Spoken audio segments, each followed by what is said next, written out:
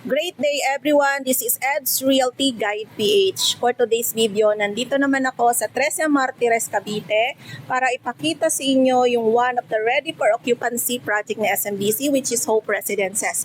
This condominium is ready for occupancy. We offer rent-to-own promo. 5% down payment lang. Plus 2 months equity, you can already move in. Ang maganda dito sa Hope Residences, tingnan nyo, ayan lang yung SM 13 Martires. Lalakarin mo lang for your basic needs. At pag diniretso mo yan, merong palengke for your basic needs. Ang ganda nga ng community dito sa Hope Residences. Malinis yung hangin, prime location, malapit lang din siya sa mga sakayan. Merong bus station going to PTEX, one ride lang. May mga jeepneys din for other destination going to Tagaytay, malapit na rin dito. Then maraming school na nakapaligid din dito sa Hope Residences. Tara, ipapakita ko sa inyo yung community dito sa Hope Residences.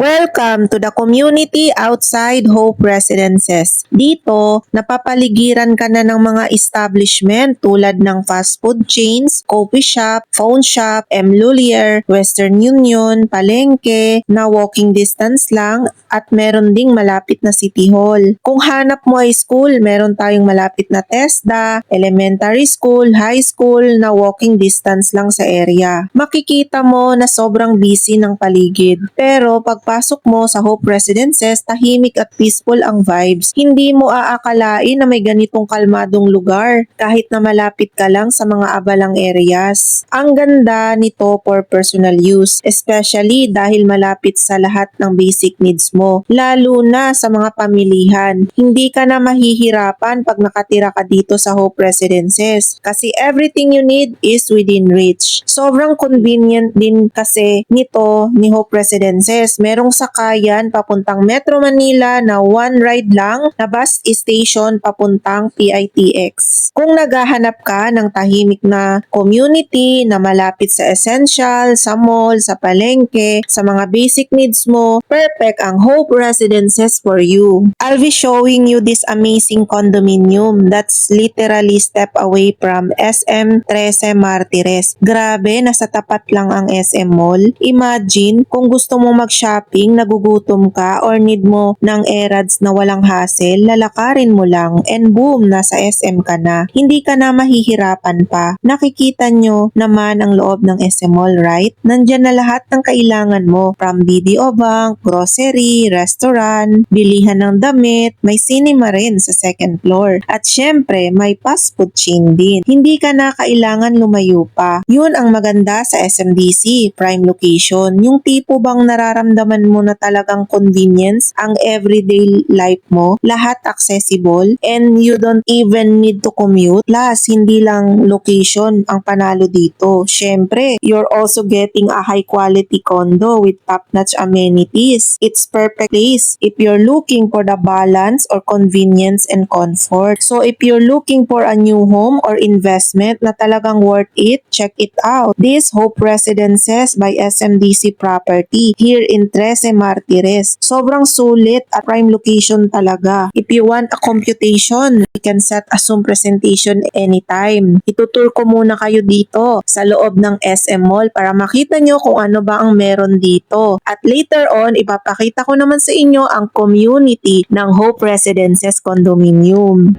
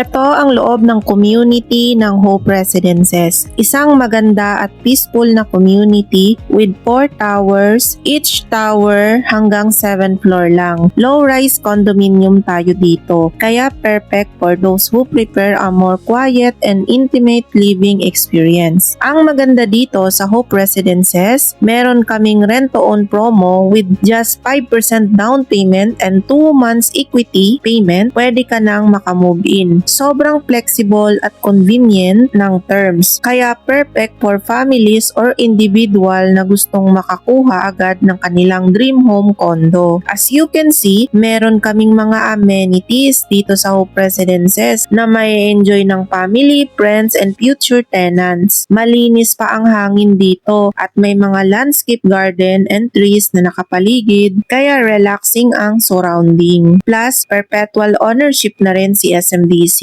meaning pwede mo pa itong maipamana sa next generation. Kaya it's not just an investment for you, but for your family, future as well. Reason to invest in: prime location, lahat ng basic needs mo walking distance lang, from grocery, shopping, or dining, sobrang convenient. And we also have 5-star amenities for your comfort and leisure. Andito na. Perpetual ownership din kami dito. And syempre, open din siya for Airbnb and long-term rentals. Kaya pwede kang mag-earn ng passive income. Secured pa ang community with 24-hour security at CCTV cameras. Kaya safe na safe ang pamilya mo dito. Napaka-peaceful at relaxing pa ng environment. Perfect for unwinding after a long day. May flexible payment terms din kami. Kaya hindi mabigat sa bulsa para makapag-move in agad. At higit sa lahat, accessible papuntang Metro Manila dahil may malapit na sakayan na bus station papuntang Metro Manila via PITX or PTEX.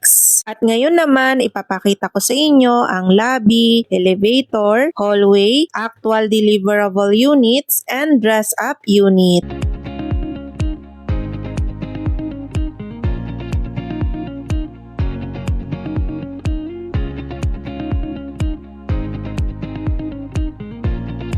Yung mailbox room. Ito yung lift sa ground floor.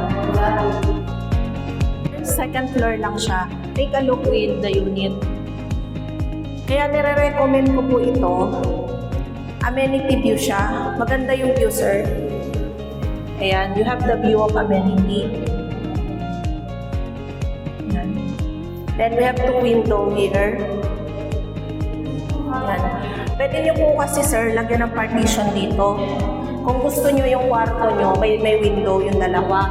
Meron na tayong provision dito for window type aircon. Meron na rin siyang saksakan. So dito lalagyan ng partition. So ganito po yung partition. So let's say hanggang dito yung bedroom. So meron pa po tayo ditong living area. And dito po yung dining natin sir. So ito sir, para ma-visualize nyo, lalakad po ako dito sir. Ayan, kung gaano kaluwang. So, dito naman po, yan. Maluwang naman po ito. Yung height ko po is 5'2". So, ayan. Nakita nyo po yung height niya. Ayan. Maluwang naman sir, kasya na kayo dito.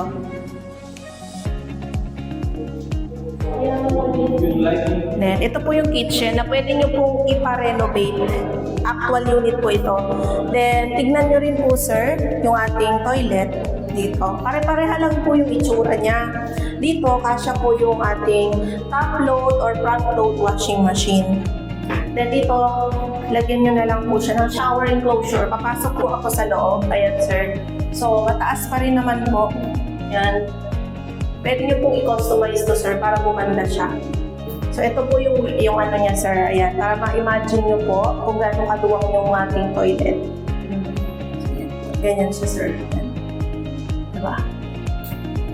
Papakita ko naman po sa inyo yung dress-up unit. Ito naman po sir, papakita ko po sa inyo ulit yung ating dress-up unit. Ito na po sir, na-customize na. Meron na siyang upper cabinet. And we have lower cabinet here. Ayan sir, meron na rin cooktop dito. At ito sir, kasya yung ating double door na refrigerator. Tignan natin sir yung toilet. So, ito na po yung itsura ng customized. Pero pwede nyo naman po ipabago, depende sa perspective nyo kung mayroon kayong gustong concept. Actually, simple pa lang po yung ating furnishing dito. Ayan. Then, let's proceed na po dito sa ating living area. Ang design kasi na ginawa niya dito, sir, yung isa ginawa niyang living area lang, then yung isa is bedroom area lang. Ayan. Pero nasa sa inyo naman po, sir. Kasi medyo bulky po yung ginamit niya ditong mga furnitures eh. Kasi pag condominium po, like sa Mall of Asia, na mga 26 square meter lang namin, mas maliit dito, sir. Pero 4-seater na rin. Yun yung mga sofa bed. Yung ginamit niya kasi dito medyo bulky in 7-seater po na sofa. Eto, meron tayo ditong view sa amenity. Pwede nyo rin gawin, sir, ito split type na lang yung ating television para maximize natin yung space kasi nakain niya yung space dito, oh. Nakain niya yung space. So, ayan. And here, tama lang naman na nandito yung ating dining. Pero yung iba ko kasing client, mas maliit dito yung ginagamit nilang dining. So, medyo bulky yung ginamit nila na upuan. Ayan. Kasi gusto nila isa lang yung bedroom dito.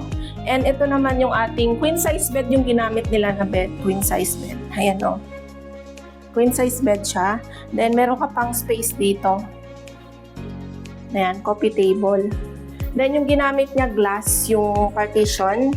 Pwede namang wood or sliding door yung gagamitin mo dito. Then ang maganda dito, may office chair ka pa dito, office table ka pa, may vanity mirror, ayan. Then kasya din yung ating wardrobe here. Ayan, wardrobe. Medyo bulky rin yung ginamit. So, may carpet dito. Ayan. Binild yung ating deliverables dito. Pwede naman papalitan ng tiles. And merong chandelier. High ceiling po tayo, sir. Pansinin nyo siya. High ceiling. Oh, 5'2 lang ako, sir, ha. 5'2 lang po ako. High ceiling siya. So, kasyang-kasya po kayo dito.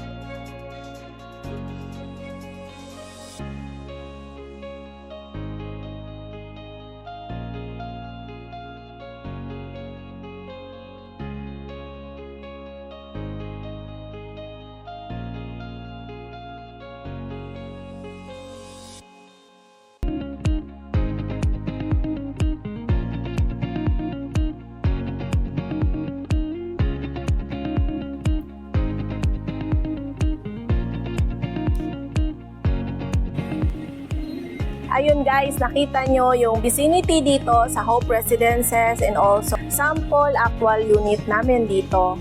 Hope you like my content for today. Sa mga buyer na interested magkaroon ng property dito, the only requirements is government issued ID and sign form. Reservation fee is only 30,000. We can set a Zoom presentation anytime. Again guys, don't forget to like, share, and subscribe my YouTube channel and see you from my next vlog. Thanks for watching!